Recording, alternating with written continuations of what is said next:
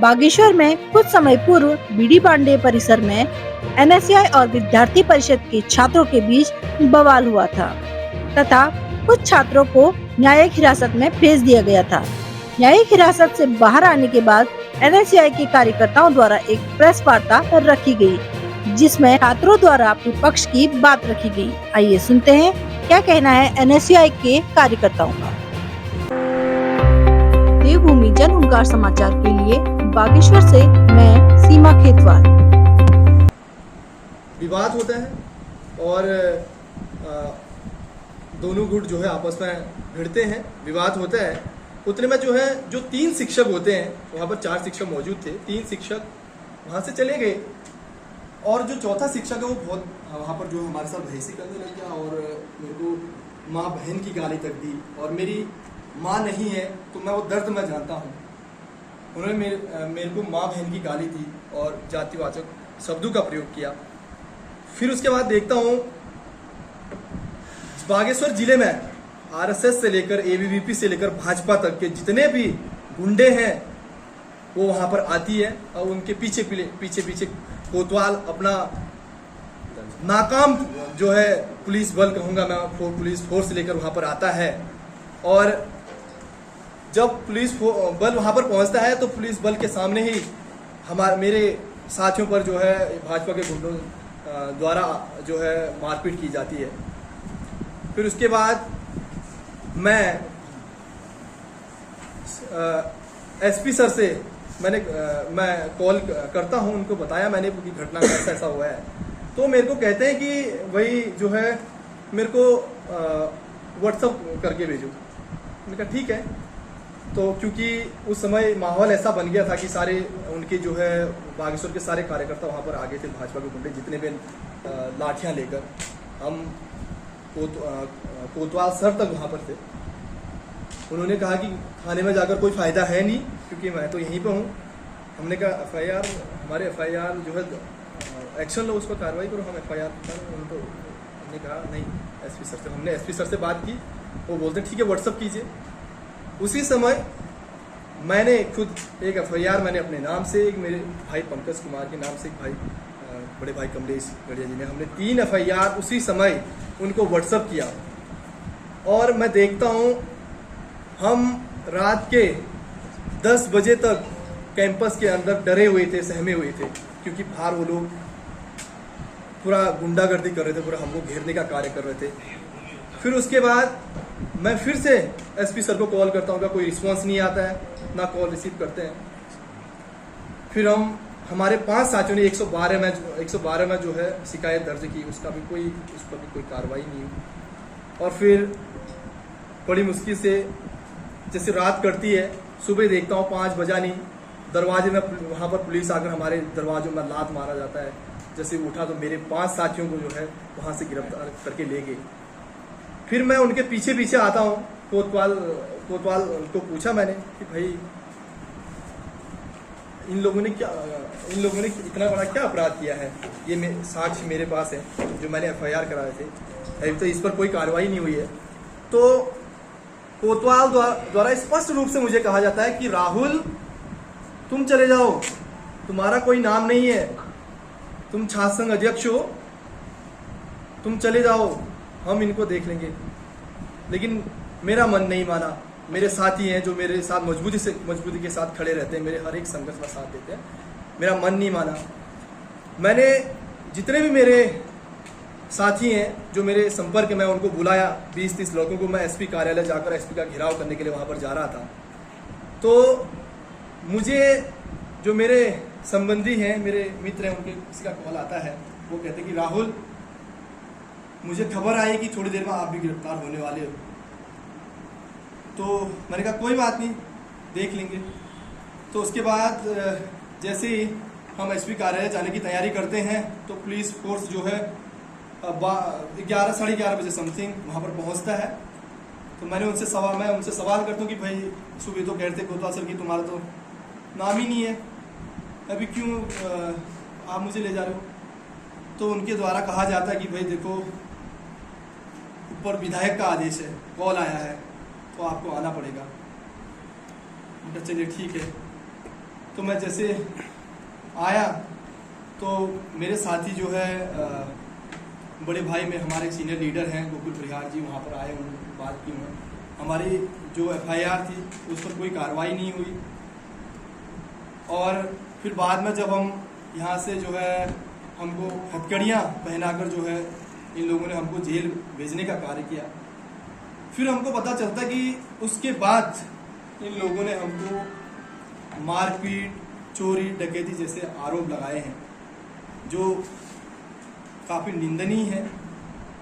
और मैं इनकी जो ऐसे हम पर आरोप लगा रहे हैं, मैं उनकी कड़ी निंदा करता हूँ। देखिए, कैंपस में आज हमने कैंपस को इस स्तर तक पहुंचा दिया है। कैंपस में इतने कार्य, कुछ मेरे साथियों द्वारा कहा गया था कि भाई, कुछ लोग कह रहे थे कि इसका बदला हम ले रहे हैं करके, तो ये भी मेरे संज्ञान में आया था। तो हमने इतने कार्य किए हैं कैंपस में। हर एक छात्र छात्रा से हमारा व्यक्तिगत संबंध है, हर एक छात्र छात्रा जानता है कि हमारा बिहेवियर कैसा है। तो मुझे पूरा भरोसा है कि कमलेश, जेल में कैसा लगा? देखिए, जेल में जेल होता है, और मैं समझता हूँ, मैंने जेल में रहना, शायद हमको पहले पता नहीं था जेल क्या होता है। जब हम अंदर गए तो हमको पता चला और एहसास भी हुआ, और हमने अपना माइंड सेट कर लिया था कि जिस दिन हमको यहाँ से जेल में भेजा गया, माइंड सेट कर लिया था कि भाई हम गलत नहीं है, हमको गलत फंसाया गया है। अगर हम गलत होते तो डरते, लेकिन हम गलत नहीं थे, तो हमारे अंदर कोई डर नहीं था। नेहरू से मुलाकात हुई जेल में?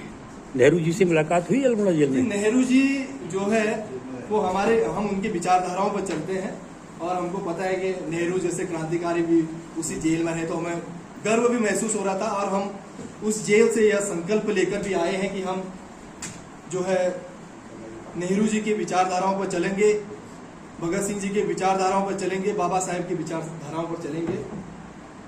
और जो ये हम पर जो है लूटपाट का आरोप लगा रहे थे, मैं उनसे यही कहना चाहता हूँ कि भाई, आप अगर इतने सच्चे थे, अगर हमने आपके पैसे चोरी किए थे, 8,500 का उन्होंने आरोप लगाया था, अगर आप इतने सच्चे थे तो काल भैरव से आपने पैसे क्यों नहीं उठाए?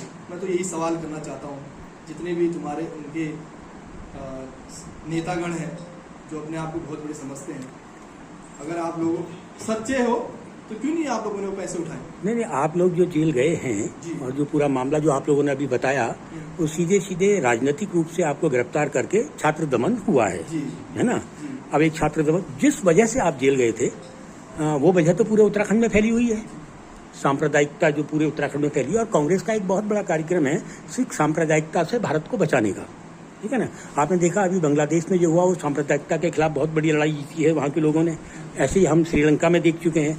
आप लोगों का क्या है, आप जेल से आ गए हैं तो लड़ाई खत्म हो गई, या ये लड़ाई? देखिए, हमारी लड़ाई जारी है, पहले भी लड़ाई जारी थी, अभी भी लड़ाई हमारी निरंतर जारी है। और हम अभी जेल गए, हम वहाँ से हमें जो है, जो हमारे अंदर जो ताकत थी वो दोगुनी हो गई है। जो हमको छात्र छात्राओं का जो समर्थन मिला है, उससे हमारी जो हमारे अंदर की एनर्जी है वो दोगुनी हो चुकी है।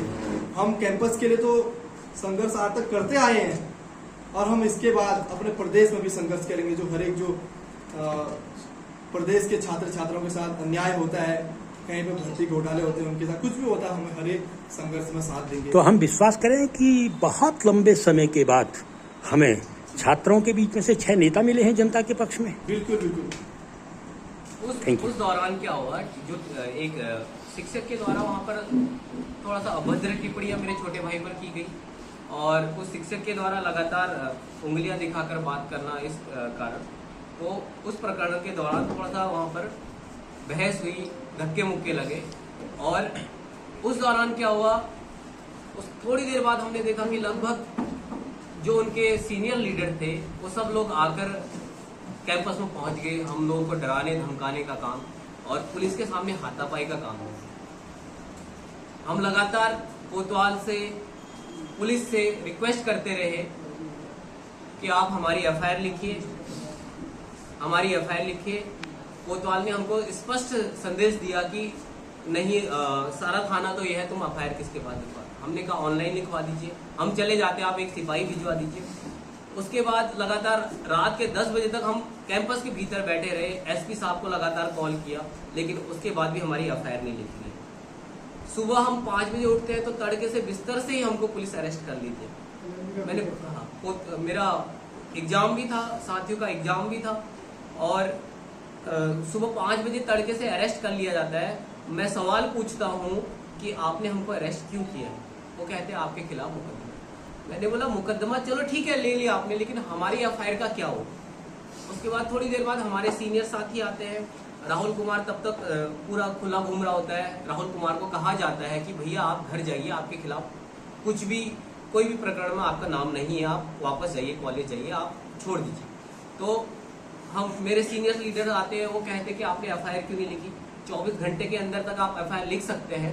उसके बावजूद भी कोतवाल, मेरा जो सीनियर है गोकुल परिहार, जो यूथ कांग्रेस का जिला अध्यक्ष है, उसको भगा देता है और संतरी से कहता है भगाओ, अपने आकाओं को बुला लो, फिर मैं भी देखता हूँ कौन क्या कर लेगा। इस प्रकार के शब्दों का प्रयोग कर। ये आकाओं वाला शब्द कौन कह रहा था? कोतवाल कह रहा था। गोकुल परिहार मेरे सीनियर लीडर हैं, उनको कहा गया। फिर जाके थोड़ी देर बाद वहां पर बहस हुई, हम लोग अंदर अरेस्ट थे, हम देख रहे थे। उसके बाद गोकुल परिहार हमारे सुनील पांडे जी अन्य लोगों के साथ एसपी का घेराव करते हैं। तब जाके एसपी ज्ञापन लेता है और सीधे स्पष्ट तौर पे कह देता है मेरे पास कोई वीडियो नहीं है, हम कैसे इस पर कार्रवाई करें। हमारी छोटी सी वीडियो जिसमें हम लोग 3 लोग दिख रहे हैं, 3 लोग दिख रहे हैं, और उसमें 8 लोगों पर मुकदमा दर्ज होता है। 8 लोगों में से 6 लोग अरेस्ट हो जाते हैं और दिख वीडियो में 3 रहे, और हमसे ये कहा जाता है कि आपकी वीडियो में हमारे पास कोई सबूत नहीं है। आपने देखो कि एक वीडियो में वो लगातार मारने का प्रयास करता है प्रेम दानों को। ये सारी चीजें होने के बाद हम लोग जब वहां पे पहुंचे तो हमको पता चला लूट और डकैती का जो मामला आप लोगों ने देखा होगा, वो हम पर लूट और डकैती के मुकदमे हम पर लगाए गए। और मुझे सुनने में भी आया सोने की चेन भी गायब करने की बात उसमें लिखी गई थी। शायद उनको कुछ नहीं मिला तो उन्होंने हटा दिया पुलिस ने। इन सारी घटनाओं से ये बात स्पष्ट हो जाती है कि कोतवाल का रवैया था। देखो हम लोग पूरे साल भर एक दूसरे पर आरोप प्रत्यारोप लगाते रहते हैं, एक दूसरे से हमारी कैंपस के अंदर बहस होती है, और जिस बच्चे ने मेरे लिए एफआईआर लिखी थी, मेरे सम्मानित साथियों के लिए एफआईआर लिखी थी, प्रेम दानों के लिए, पंकज के लिए, राहुल के लिए और पंकज कुमार के लिए, उस व्यक्ति के साथ मेरे बहुत अच्छे संबंध हैं। हम लोग आरोप प्रत्यारोप करते हैं, शासन चुनाव में कई बार बहस होती है, लेकिन पहली बार ऐसा हुआ कि हम लोगों को मुकदमा करके सीधे जेल में जाएंगे। मेरी बात होती है जिसने एफआईआर लिखी थी उस व्यक्ति से, मैंने बोला भैया समझौता कर लेते, हमारे तो अच्छे संबंध है। वो कहता है कि नहीं, हमारे बड़े नेताओं का दबाव है। भैया हम लोग कैंपस की राजनीति करते हैं, छात्र राजनीति करते हैं, और हम वहीं तक सीमित हैं। जो ये बड़े लोग आने का काम कर रहे हैं हमारी राजनीति में, मैं इसके खिलाफ हूं। और उस दिन भी वही घटना हुई। और क्योंकि देखिए कैंपस के अंदर कई सारे लोग लिख रहे थे कि पढ़ाई करो, पढ़ाई करो, पढ़ाई करो। कॉलेज में स्पोर्ट्स भी होता है, सांस्कृतिक गतिविधियां भी होती है, राजनीतिक गतिविधियां भी होती है, जो जिसमें परफेक्ट होता है।